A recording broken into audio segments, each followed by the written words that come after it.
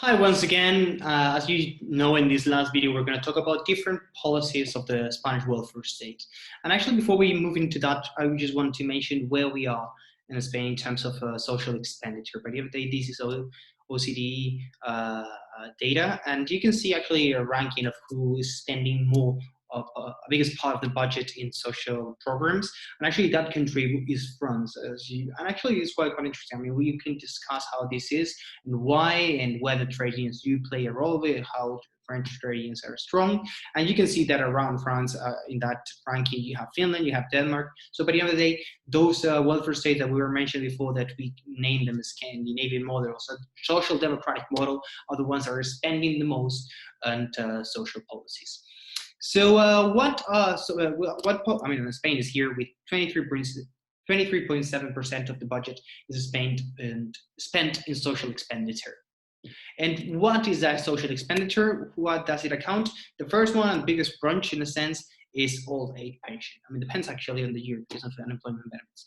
But old age pension, and how is the Spanish pension system like? To analyze it, we're going to look at these kind of graph there. And this I took this from the Netherlands, but it explains very well what possibilities do we have and what three pillars are possible in all around the world. We have a first pillar that is the state pension, but the pension that the state pays to anyone who had contributed to the system, and is a responsibility of the government. Obviously, during your working life, part of your taxes are going to that. Part of the social expenditure is going into that. But at the end of the day, every citizen is entitled to state pension as long as they have a working career so far. But that first pillar is only paid by the state, nothing else. There's a second pillar that is the occupational benefit insurance, and that's actually the responsibility of the employer. This is very common in, for example, certain job fields, for example, policemen, or you talk about teachers.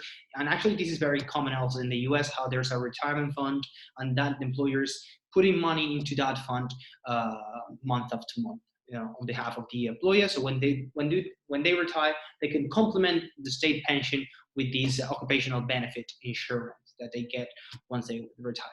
And there's a third pillar that is only private, that actually the worker individually decides to put money into a pension fund that when he retires or she retires, can start getting out of that.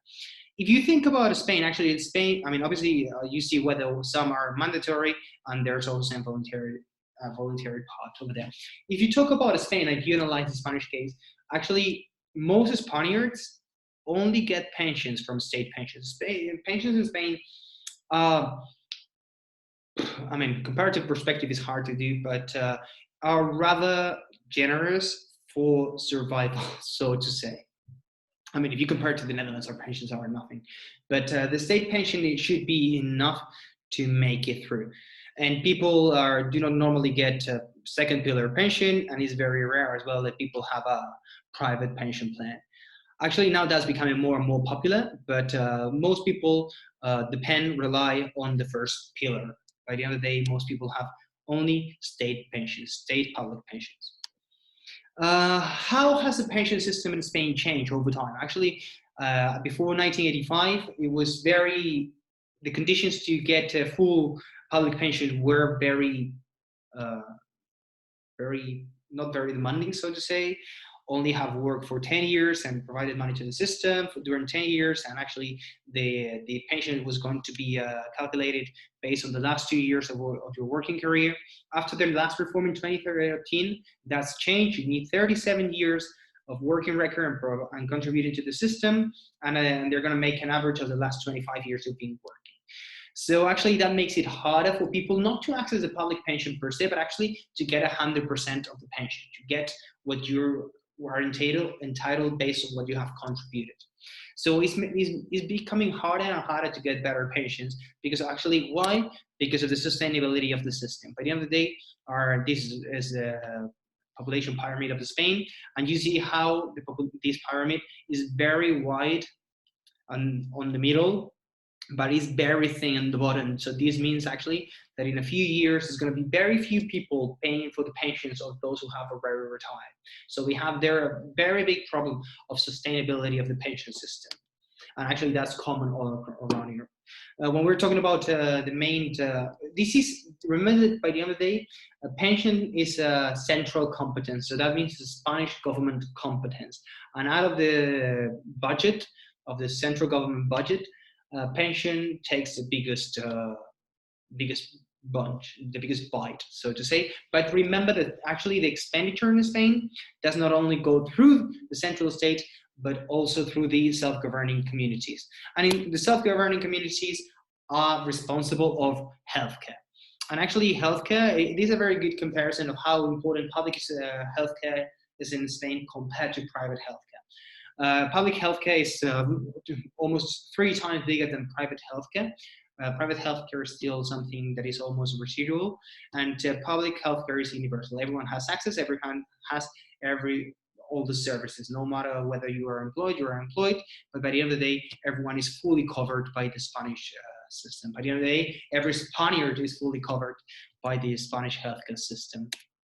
What I was saying, healthcare is a self-governing community's competence. So this means that every region has its own service, healthcare services. I mean, even though we have different services, we should all be able to get healthcare assistance in every single part of Spain when you travel. So there should not be a problem with that. Actually, right now with the coronavirus crisis, we see some inequalities among different healthcare system providers, by the end of the day, or public. But I mean, depending on how much comunidades autónomas, self-governing communities, have invested in healthcare, their responses have been different as well, and how collapsed the systems are all across here, Spain. Another part of the Spanish welfare state is labor market protection. So to say, we're talking here about the safety net that in case you are unemployed, the state provides you with that unemployment insurance, with that unemployment benefits. And actually, we've mentioned this in class that unemployment in Spain has been relatively very high at some point in our history. And during the economic crisis, particularly 2011, this was skyrocketing. Think about 27%. That's 1 of every 4 people on working age without a job. And actually, the system, the state, providing unemployment benefits, at least for a period of time. And there's a minimum that if you're seeking for a job, you're going to be getting. Right now, actually, the unemployment rate is, at least before the crisis, was 13.7%. So we were a rather good position, so to say. Now with the economic crisis, with the sanitary crisis that is going to mean an economic crisis, this is going to be complicated because actually Spain is actually put forward many social programs to make sure that no one is left behind with this health crisis. And here we're talking about benefits. Here we're talking for companies temporary dismissals that are being paid by the state. Here we're talking about actually helps, aids for people to pay rent. So and that's obviously going to mean a lot of public expenditure, and Spain is going to go into deep debt because of all that expenditure, and labor market is not going to be an exception, because we remember, the key here is having a high unemployment rate does not only mean that you have to pay the people that are unemployed, but actually it's less people contributing to the system through taxes. So by the end of the day, it's unsustainable long term. When we talk about education, education is another competence that is also that falls under the self-governing communities. Public education is still the key, the biggest one in Spain, particularly university level. If you talk about high schools, if you talk about schools, actually we are behind some other European countries. Relatively low percentage of a student go through public education, only 68%. And this one here, concertado, is actually quite interesting, because this means there are schools that are privately owned, but actually they are financed by the state. So this is a bit of a trick there, that actually most students in primary education do go to schools that are publicly funded. It's only a minority, only 4%, that go to private schools. And university education is also public mostly. Actually, we do have private universities in Spain, as any other country in the world, but they are, they're academically, they are not better than the public ones per se, necessarily. Actually, in terms of research production, public universities are better. And the cost of university education changed from region to region. When we're talking, I mean, you see here 26.49 euros. That's actually the price per credit. Normally, an academic year is 60 credits. So by the end of the day, you're paying 20 times 60. Or even less actually. I mean, here we're talking about undergrad 1189, so we're talking actually about almost 600 700 euros. That's the cheapest region for education. That's Galicia.